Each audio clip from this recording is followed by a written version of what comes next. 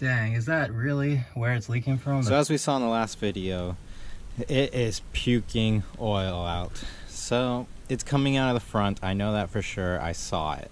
I didn't quite see where it was coming out. Now maybe that's because I was still feeling a little sick. I wasn't able to concentrate enough and think clearly. So we might need to just put oil in it, start it up, and let it puke out again with a clear head this time and see if we can find out where it's coming from. But it's coming out of the front, and there's not too many spots it can come out of. So on the 3.8 liter or even the front wheel drive 3800, the most common spot I'd say is going to be the oil pressure sending unit switch right here. That can leak from the plug and it will puke oil out because that is pressurized oil.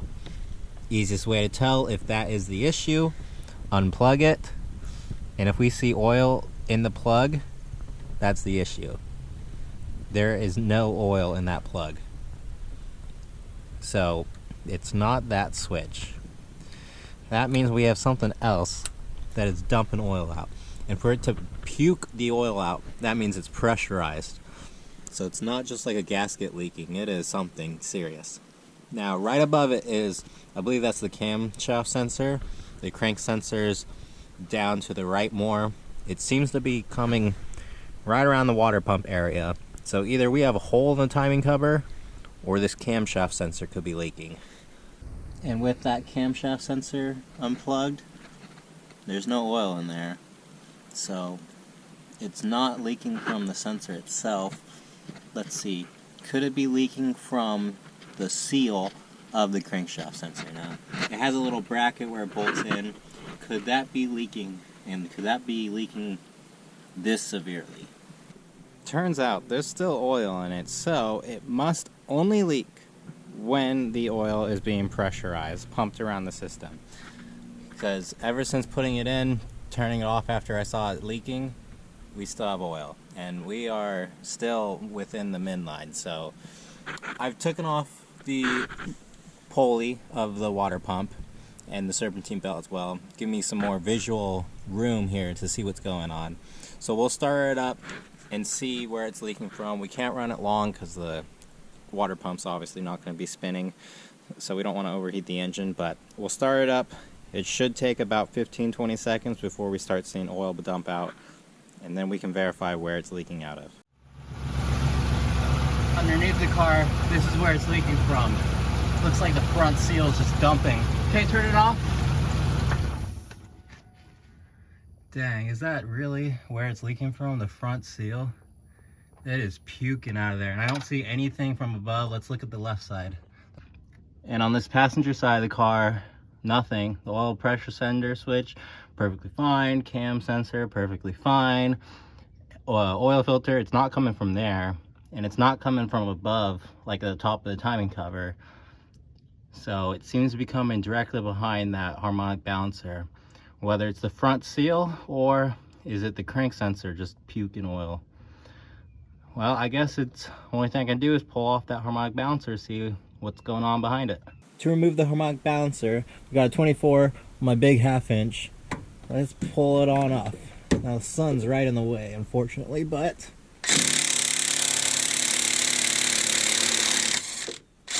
there we go. Yeah, it's really on there, so that's good. We got it off. So I picked up a pulley remover tool. This is just a Harbor Freight one. You can rent these from auto parts stores, but decided to just purchase one. So I'm standing outside of the car just in case the pulley spins, because the car's in gear and the car would move forward. But by now it's not spinning anymore. So I could go down with impact and take this off real quick, but just playing it safe with my ratchet. But I just got 2 bolts on, threaded into the balancer. They're threaded all the way down, and they seem to be good enough to do it. But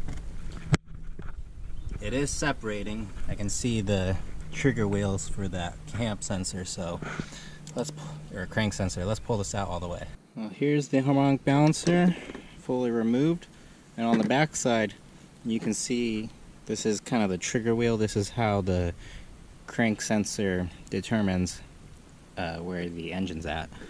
So off came the front main seal, which is really interesting. I would not expect that to come off too. So we can get this wiggled off. It's kind of tight fit, but yeah, that came off. That is interesting.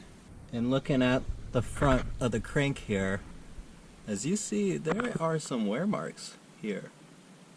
And I can feel that. I don't know what that is, but that is definitely something. Now the black plastic here holds in the crank position sensor over here. I mean, those marks are bad, but I don't really think those marks on the bottom would cause an oil leak. I'm more concerned about the crank itself, the front of the crank here, but it seems smooth. I don't feel any ridges with my fingernail or anything. The gear back there, I believe that is what drives the oil pump, you know, taking a guess. But I don't see any marks in the timing cover here. I'll rub my fingernail in there again, but I don't see any marks in here. So I got the old front seal popped off, and you know, it looks okay. I don't think there was an issue with the seal itself. It's still soft and pliable, and it's honestly not that bad. It's just filthy because I dropped it on the ground. But so I have a new front crank seal here. This is the old one, and as you see, this new one came with this. I believe this is just an install tool. I don't think it stays on, but maybe it does.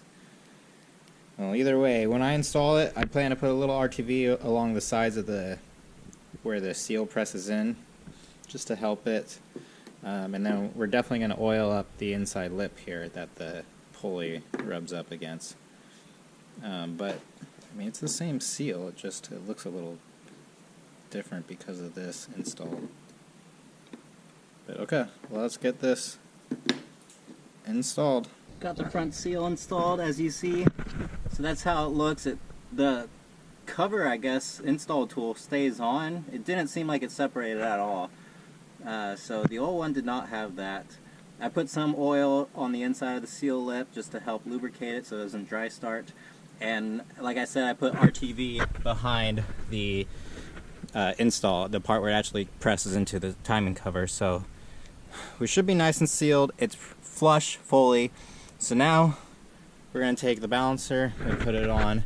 I decided we're going to try this one since these are unobtainium basically. We're going to try this one, see how it goes. What I'm going to do is heat up the pulley part, or the crank side that presses in. I'm going to heat up the inside with my torch and then try to press it on like you do with the LS ones. If this doesn't work, I'm going to have to rent or buy a pulley install tool. And the pulley is installed. So the crank pulley, the harmonic balancer, definitely heated up with a torch, and it slid right on. So easy. That was really easy. And I've done the pulley install tool with the thread and some washers and a nut, and this was way easier. So I got it on, did it as tight as my impact gun could do it, and then checked it with the torque wrench, and it's tight enough for at least a first start. So I'm gonna let this cure. We'll come back to it tomorrow. We'll start it up. If it's good, I'm gonna take the bolt off and then put some Loctite on it, but let's see how it does tomorrow. Alright, let's start it up now that we have the balancer on, or the pulley, and a new seal with some RTV around it. Let's start it up, see if it leaks. I just topped off the oil. I'm going to actually leave the oil cap off, that way we can see if there is excessive crankcase pressure, see if there's any blow-by or whatnot. But let's start it up, put our hand over there and see how we're doing. Okay, we are running, and I don't feel any pressure coming out of that oil cap. Yeah, that's good.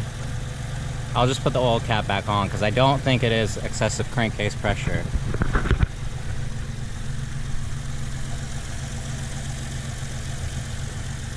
seems to be running good.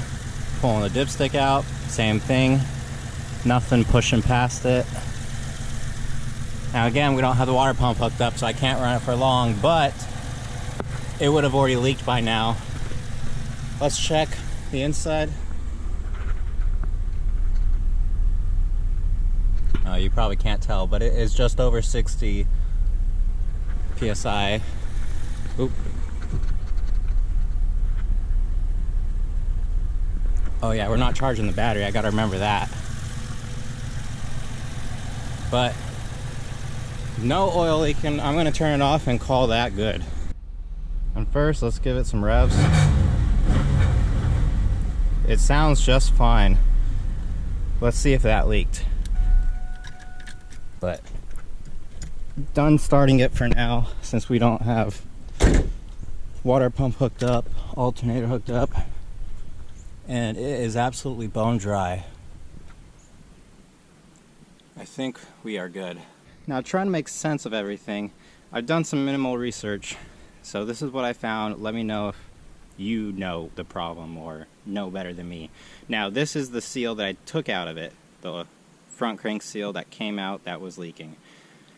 The one I put in had that guard around it. I think it was green. It extended. It gave it more of a seal. It gave me more room to hit it into place. This one doesn't have that. And I know there are different types of crank seals. And I also know different types belong to different engines.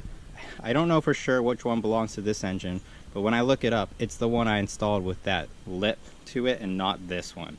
This one shows up as a alternate part, but kind of like the cheap alternative that may or may not work. It's universal, I guess. So I think this is just the wrong seal, and maybe that's all it was. The wrong seal was installed, and under high load, high RPMs for, it was 20-25 minutes, that's what just killed it. Now, we still got to keep an eye on if we have excess crankcase pressure. The best way to tell is let it get warmed up and then take it off and see. But obviously got to reassemble the front of the engine to do that. We also want to check the PCV. Now, I think the PCV on this car is not super easy to get to. I mean, not difficult, but it's not like in the valve cover like a small block Chevy is. So we can always look at that if we need to. But I think the next step is just reassemble the front of the engine, clean it first, get all this oil off of it, even though most of it has already dripped off. So clean it, reassemble the front, drive it, see what happens. See if the new seal I put in rubs off. It could be the oil pump eating into it, but again, I don't see any damage on the seal per se. It's not the same style seal that I put into it. Fully assembled, no leaks. However, I think we might have some damage. Now take a listen when I rev it. Just small rev. Under 2,000, just fine. If I put it over 2, like to 3 and hold it,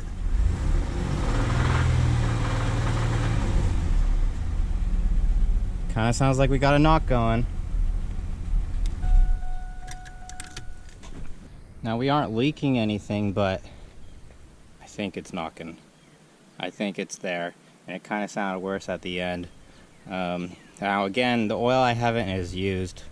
Actually, it's a mix, half used, half new, but it should be good enough. You know, we're not beating on it, but I'm going to start it up one more time. I think it's hurt. All right, you be the judge. It idles just fine.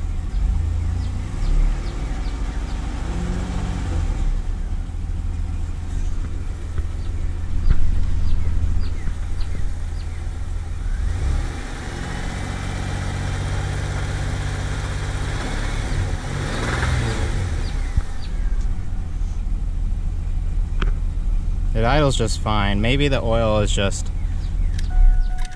I don't know, maybe it just needs fresh oil. Well, gonna end it here. We fixed the leak. It was just a bad front crank seal. Whether it was just the wrong seal installed or what, it's working now. We don't have excess crankcase pressure. Even with it warmed up, it's just fine.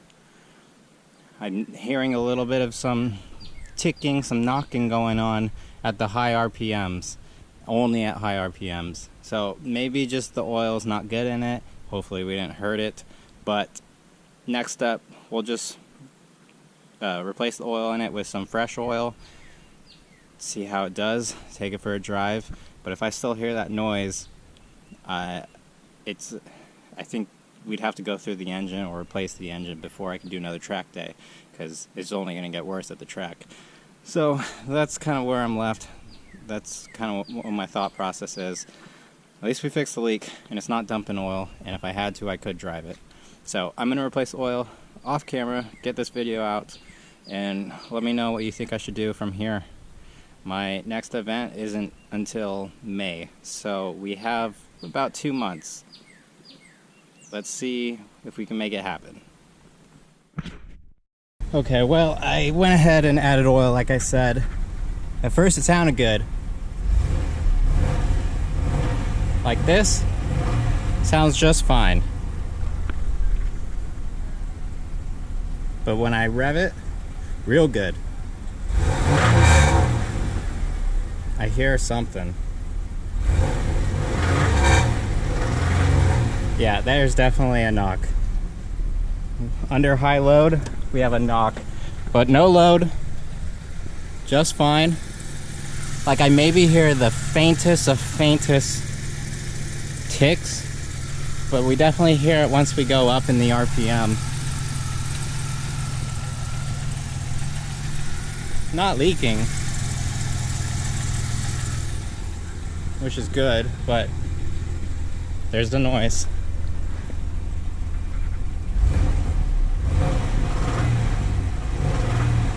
Yeah.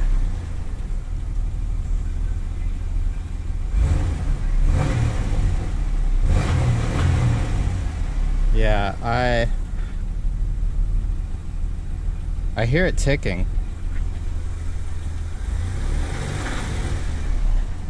It's consistent with the engine. I think it's in the bottom.